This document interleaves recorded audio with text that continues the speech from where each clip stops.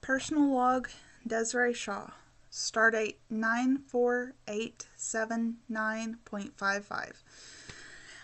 Oh my goodness, Josh! I love your hoodie. So cute. I bet it's super warm, especially with you being so far north. I bet it gets cold, and that is so adorable. Oh, that's awesome. I love it. Thumbs up. Yeah. So, hoodie's awesome. Working Sundays, not so awesome. I understand.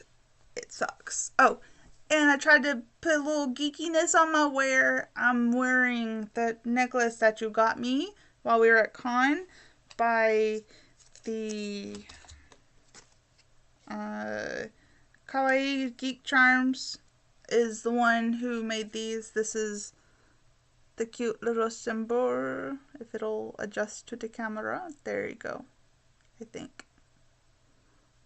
Anyway, yeah. Came on this. It was super cute. Just like, kawaii! He's so cutie! Anyway, yeah. So, you asked 3 questions that were super thought-provoking. And you gave me a very short time span to do that in. Really? 1 or 2 would have been... Okay, 1, maybe 2, but 3? Aww. I have answers for 2. 1 is... I'm going to put more thought into it, as you suggested, because I don't have a good answer right now, but I did come up with an alternative answer to an alternative question diverting from that original question. So, on to your original ones you asked. Favorite type of Star Trek ship? Well, I don't think it's going to be exactly what you were thinking. Yes, the Intrepid class is one of my favorites from Starfleet. The Intrepid, Nova, and Sovereign class ships are very similar, and I like that style of design, but I do think that Intrepid does take the top spot in that. I like the way that they formatted them and stuff like that. The other Starfleet ship I like is more on a individual level instead of on a crew size level. It's actually the Delta Flyer. I like that it's able to get into those little curves. It's got the sleek, smooth, nice lookingness of it. I'm actually attracted to it in a similar way Tom was without having the weird creepy girl in there. But the way that it's designed, I really like that. But to be honest, my favorite ship is not Starfleet. I have another one that I prefer above it is actually the Bajoran assault vessel. I like that. But 2 ships are very similar, created by different species, but they look extremely similar, and it makes sense because these are both very aggressive species. It is the Romulans with their Valdor and the Klingons with their bird of prey. They are very versatile, quick, sharp turn type of ships, and they look snazzy. Like, I love them. I've actually always loved those ships.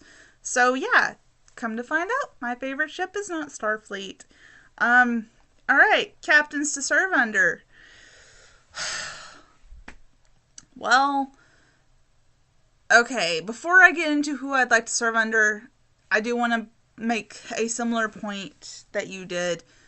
The new version of Captain Kirk is very different than the original.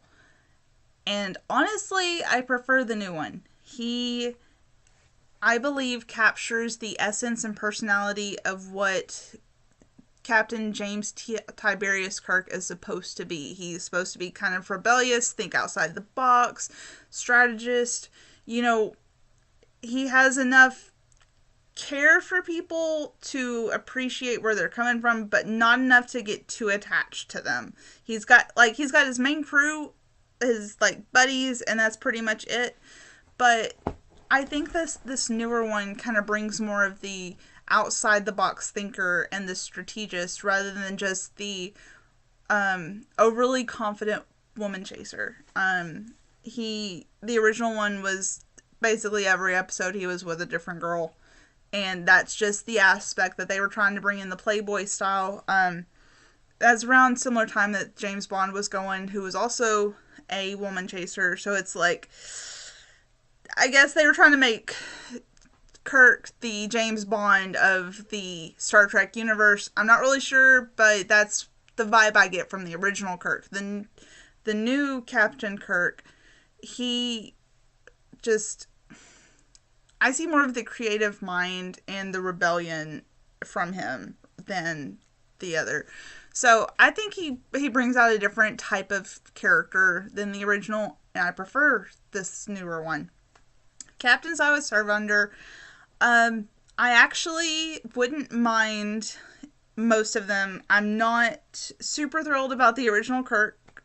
Maybe part of that's because I am a girl and that just kind of weirds me out. There's a lot of people on that crew I wouldn't mind serving with. But as for Captain to serve under, that's not exactly my cup of tea. I'm also a little hesitant about going under Cisco.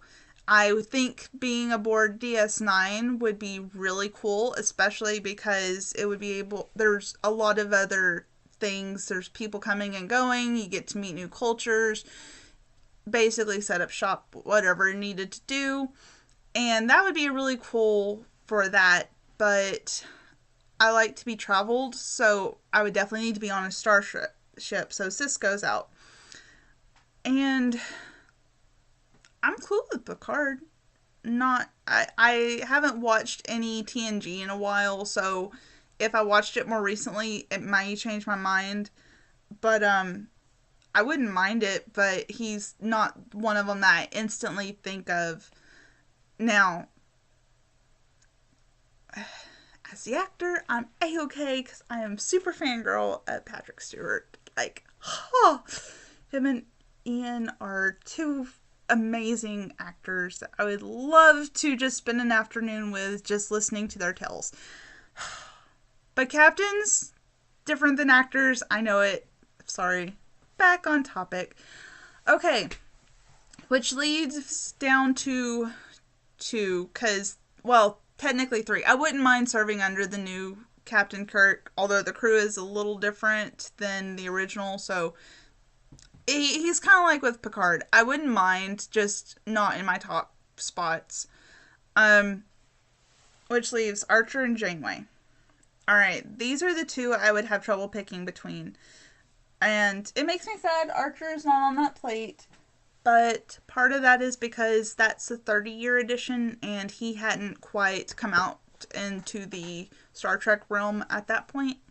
But anyway, so Archer would definitely be a choice similar to how you mentioned with the fact that, you know, they're paving new ways. And so far the companies I've been in, like in my own experience, have been companies where we started something new. Like I was the first individual in the lab in both companies I've worked at thus far. So I was kind of paving the way. And at the one that I'm currently in, I was able to get a good enough setup that another individual could come in and pick up where I left off, and they put me in another spot to set that part up.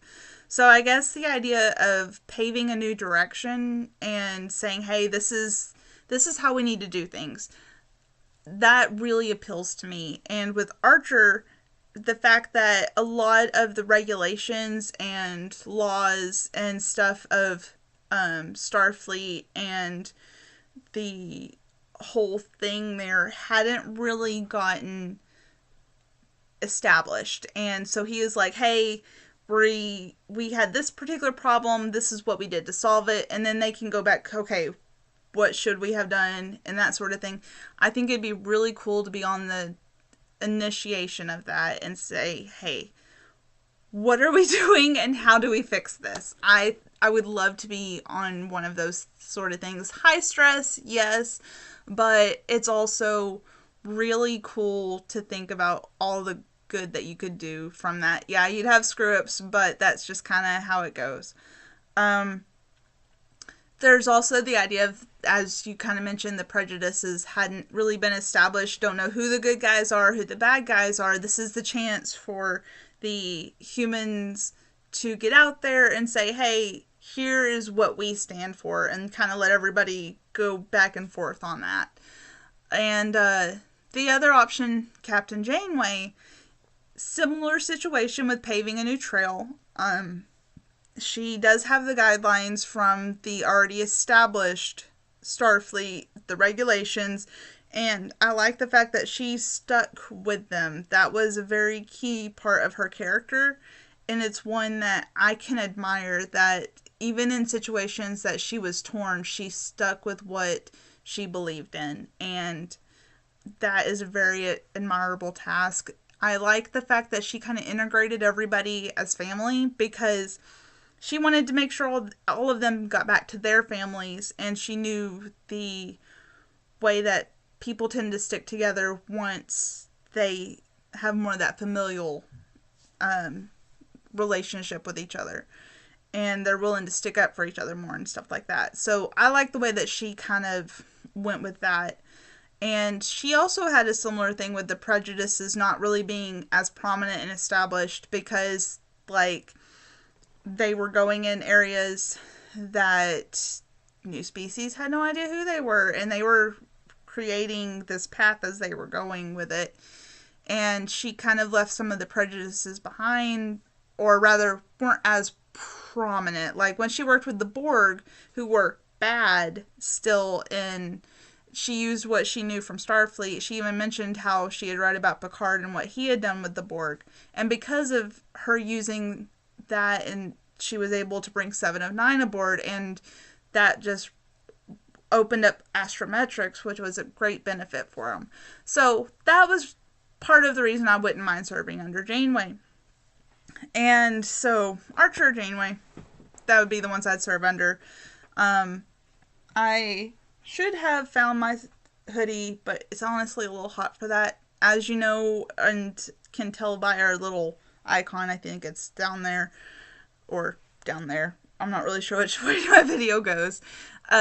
We have the hoodies, yours is yellow, mine is blue. And so I would definitely be in the science field. Medical or not, don't know. But anyway. Okay. And now for the question that I have adjusted. Alright. The original question was, if I could create a Pokemon team for competitive purposes, what would it be? Well, I have Pokemon Stadium here, and I have a TV that works with it, so I guess we'll just have to find that out one of these days now, won't we? I guess I could have practiced that a little more. Anyway. But seriously, I'm still thinking about it. I'm going to have to go in and really look up almost every Pokemon, because while playing, I don't really play for the whole competitiveness. I mean, I kind of do because I'm a competitive person, but it's not for competitions. It's more for, this is an adventure that I'm growing with my Pokemon, and that's part of why I have trouble letting the ones I catch early on go from my team, because I've formed a bond with them. And so that's part of my experience with Pokemon, is making sure that all of us are bonding together. So that's why the idea of a competition team, I would have to either raise them up from babies to where there's so much understanding as to how they work, versus getting thrown in, hey, what are your 6 Pokemon, period. I'm going to have to do way more in-depth thinking and researching about that, which 12-hour days at work makes to where it's not 11 to 12 hours, makes it to where there's not much time for that. I'm sorry. I will eventually get back with you on that someday. But the side route that I took with this was, if I were to use Pokemon in real life, and this is more for a work situation, because I was actually at work while I was thinking about this, and I was working on the loader, and I realized that we have people come in from another company. There are contractors that drill the holes and that initiate the blast. And I was thinking, if it was just the company I work for and I had Pokemon, or the company had Pokemon, what would they be? And so that's more the question that I ended up going. And I ask that for you. Think about if you or your company had Pokemon to work with at the company, what would they be? And so, for example, I work at a sand quarry. And so it would need to be ground type Pokemon. So, like an Excadrill would be used. He would go and create the holes for the blasting, and then like a Dugtrio could come in and like burn the hole or the earth around the hole to make sure that nothing gets in it. So basically, making sure that it's a good solid state for the things. Or we may not even have to do blasting because Pokemon are cool like that. Like a Camerupt would be able to make sure that the holes were that basically the Excadrill was able to get to the deep part where the sand that we needed is, and it could also ignite a blast or could just do eruption and get everything. But anyway, the other thing would be like a Rhyhorn to move the bigger boulders out of the way to take to a Sandslash who would be able to slash them down to reasonable size to put in the crusher. But that's something that we've had problems with, is the rocks being too big after a blast, and so a Sandslash could like get them down to that. And for semi-personal use and company use, a Growlithe would be, or an Arcanine. Arcanine maybe because of Intimidate, to keep visitors out of the quarry. And now for the joke of the day. Alright, so, okay, it's maybe not as much of a joke. It's more a question. How much room is needed for fungi to grow? As much room as possible!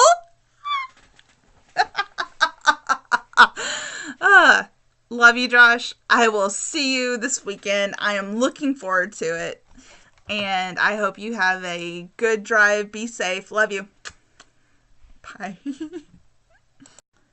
So, I know I just said bye, but I'm about to do the bloopers because there was a couple of them that were actually worth keeping, but not in the mainstream.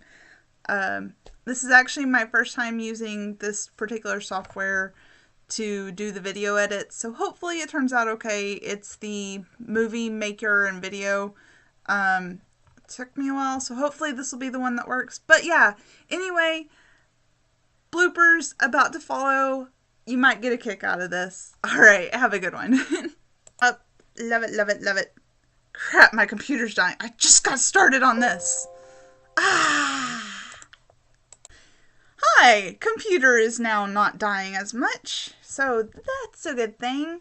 Yeah, so, hoodie's awesome. Alright, captain to serve under.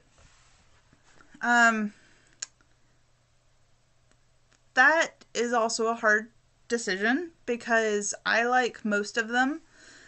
I say most, I wasn't super fond of DeSoto. I feel like I said that wrong. Crap. I gotta start this over. Because that's something that we still have problems with. You're texting me! You are texting me right now! Just so you know, that was you. Love you. I'll read them in a second. But anyway, I probably should turn my phone on silent next time I do this. Note to self. We'll watch this later and try to remember.